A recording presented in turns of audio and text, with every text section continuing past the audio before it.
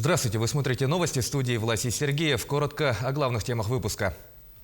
В Чурапчинском районе минувшей ночью произошло аварийное отключение котельной. Расскажем о последствиях и ходе ремонтных работ. В Северо-Восточном федеральном университете отметили День российской науки. От игр «Дети Азии» до олимпийских вершин. Победитель первых зимних игр в Южно-Сахалинске стал серебряным призером Олимпиады в Пекине. Минувшей ночью в селе Чурапча произошло аварийное отключение котельной, которое было подключено более 200 частных и 11 многоквартирных домов, а также 9 социальных объектов. Аварийная бригада незамедлительно приступила к ремонтным работам. О том, какова ситуация в районном центре Чурапчинского района, расскажет Саргалана Неустроева. Причиной аварии на котельной гимназии стало обрушение стены старого здания. Завалы удалось разобрать только к 3 часам ночи. Без тепла остались 132 жилых дома и 7 многоквартирок. Пострадали и 5 социальных объектов.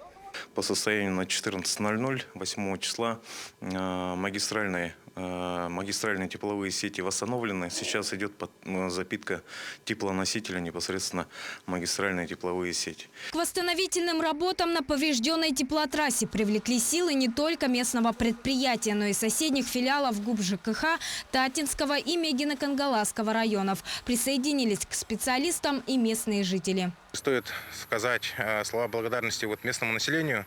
Все очень хорошо, оперативно отработали, в том числе и добровольцам, которые сейчас помогают нашим работникам ЖКХ.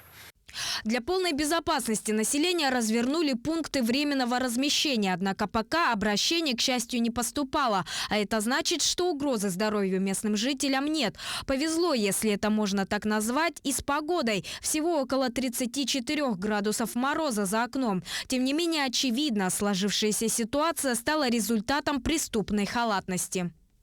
По результатам проверки будут приняты исчерпывающие меры, в том числе приняты меры по восстановлению прав граждан, также привлечение виновных лиц к установленной законом ответственности. Проверка находится на контроле прокуратуры района. А пока жителям села пришлось вновь вернуться к печному отоплению и обогревательным приборам. Правда, в этот раз ненадолго, как отметил министр, подачу теплоэнергии во всех домах возобновят уже к концу дня. Саргалана Неустроева, Семен Семенов, Анна Семенова, Эдуард Макаров, Чурапча.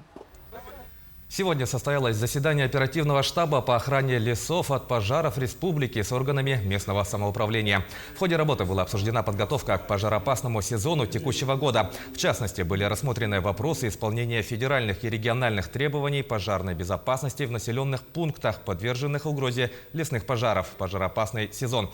Из муниципальных образований в заседании приняли участие представители Намского, Горного, Кобяйского и Хангаласского районов, а также города Якутска. Мы совещание уже проводим второй месяц, можно сказать. С января мы начали работу оперативный штаб в рамках поручения главы по подготовке к пожароопасному сезону 2022 года. И сегодня мы послушали центр. Все районы, 36 районов мы поделили на 6 районов, арктические зоны на 2 зоны. Это центральный, заречный, западный, южный и 2 арктических.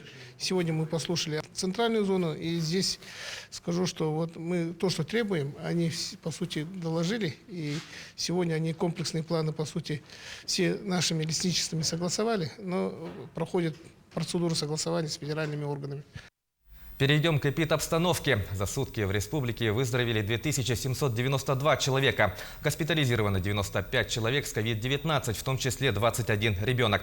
Всего выявлено 2708 случаев инфицирования коронавирусом. Несмотря на увеличение количества вновь выявленных случаев заболевания и скорость распространения инфекции, у большинства заболевших регистрируется легкое течение заболевания. Указанное обусловлено в первую очередь вакцинацией против коронавирусной инфекции. В Алекминске готовы к увеличению количества обращений за медицинской помощью с симптомами ОРВИ и COVID-19. На сегодня прием осуществляется в здании поликлиники, но благодаря взаимодействию всех структур в любой момент в здании спортивного комплекса «Чароид» может начать работу Центр неотложенной медицинской помощи. Тему продолжат наши коллеги. Здесь, в спортивном комплексе «Чароид», разворачивается центр по приему пациентов с симптомами ОРВИ и COVID. Подготовлено, значит, рабочих мест на 4 бригады. В состав бригады входит врач и медицинская сестра. Это проводится для того, чтобы все те, которые нуждаются в медицинской помощи, могли вовремя обратиться, получить, значит, консультации, чтобы вовремя было назначено лечение. На сегодня ситуация позволяет обходиться поликлиникой, но готовность к большему количеству обратившихся имеется. Получает лечение 339 человек, из них 31 человек получает стационарное лечение, да? 22 взрослых и 9 детей. На амбулаторном лечении находится 308 человек, на меднаблюдении 217 человек. Значительное время в режиме разграничения зон работает и сама поликлиника. В зоне для обратившихся с симптомами ОРВИ и ковид работает 2 кабинета неотложной помощи.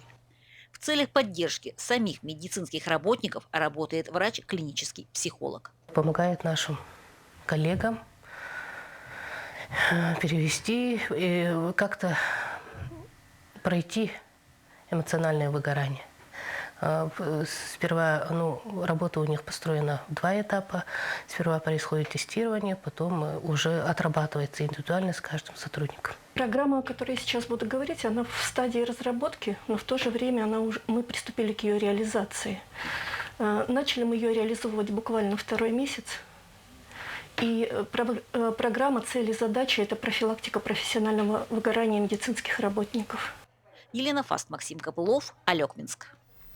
В районе Сот-Птицевод проводится большая работа по строительству сетей газораспределения высокого давления. Общая протяженность газовой трубы составляет 3850 метров. Сейчас на участке работники компании «Сахатранснефтегаз» ведут земляные работы, в ходе которых выкопано порядка 3 километров. Проложено и соединено 1,5 километра трубопровода. Таким образом, будет построен газораспределительный пункт и выполнена закольцовка низкими сетями на 10-м километре Покровского тракта. Отметим, что к данной газовой сети в первую очередь подключат котельную новой речевой школы.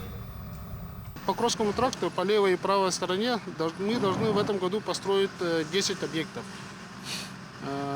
Не считая коррекционную школу, по правой стороне мы должны построить порядка 11 километров газопровода. Это высокое и низкое давление.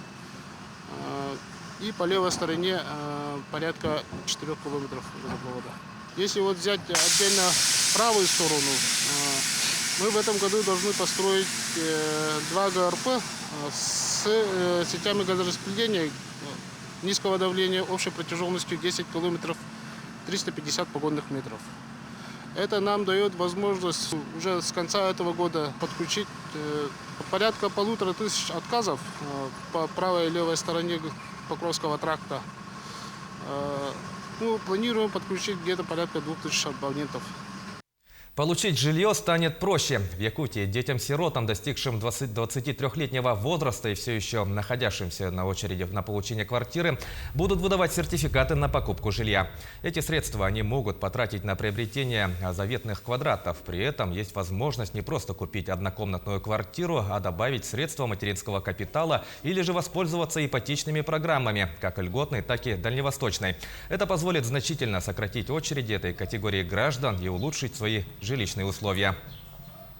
Сертификат позволяет именно тем детям, которые у нас на сегодняшний день достигли 23 лет и имеют, дееспособны, не имеют судимости, имеют постоянную работу, для них возможность получить более быстрыми способами, не дожидаясь завершения строительства объектов, а уже самим выбрать, если есть кому желание улучшить жилищные условия, не однокомнатно, а двухкомнатно, могут уже в рамках других социальных программ, льготных ипотечных продуктов приобрести на более большую и лучшую жилье. Сегодня в Северо-Восточном федеральном университете отметили День российской науки. В ходе мероприятия было отмечено, что в СВФУ уделяется большое внимание подготовке научных кадров. Так, за минувший год университет выступил организатором более 200 молодежных научных мероприятий. Отличившимся студентам и преподавателям были вручены благодарственные письма, почетные грамоты и специальные стипендии. Отметим, что в рамках празднования Дня российской науки в университете проходит неделя научного творчества. Программа включает 43 мероприятия, в том числе лекции, дискуссионные площадки, мастер-классы и семинары. под занавес года достаточно весомая делегация Северо-Восточного федерального университета со студентами и молодыми учеными приняла участие в работе Конгресса молодых ученых, который проходил в городе Сочи. А также, наверное, знаковым для года молодого исследователя является то, что из 120 лабораторий, которые были поддержаны в рамках научно-образовательного центра, 3 молодежные лаборатории выиграны Северо-Восточным федеральным университетом. В продолжение темы в научной деятельности Северо-Восточного федерального университета большое внимание уделяется изучению и сохранению языков. Так, в учебном заведении работает лаборатория лингвистической экологии Арктики. Подробнее в сюжете Евгения Тайтонова. Лаборатория лингвистической экологии Арктики была создана в прошлом году в рамках реализации мегагранта правительства страны. Это стало одним из самых значимых событий университета в год науки и технологий. В лаборатории изучают факторы, влияющие на изменения в языках и культуре народов Севера. К этой работе привлечены более 30 научных сотрудников. В лаборатории лингвисты занимаются лингвистическими вопросами в языке. Социологи занимаются социальными проектами, которые влияют на язык. Кроме этого, в нашем проекте, помимо лингвистов и социологов, также вовлекаются и этнографы. Этнографы, математики, которые занимаются вопросами мат-моделирования. То есть наша лаборатория, она занимается достаточно большими комплексными вопросами, которые имеют какие-то точки соприкосновения с языком. В прошлом году коллектив лаборатории выезжал в северные районы Якутии, где в ходе беседы со старожилами и населением собрал уникальный языковой материал по долганскому, эвенскому, эвенкийскому языкам. Сейчас эти данные научные сотрудники обрабатывают на специальной лингвистической платформе. Во-первых, она открытая, и практически любой ученый может загрузить сюда свой материал, собранный материал, и анализировать его, и получать какие-то конкретные результаты.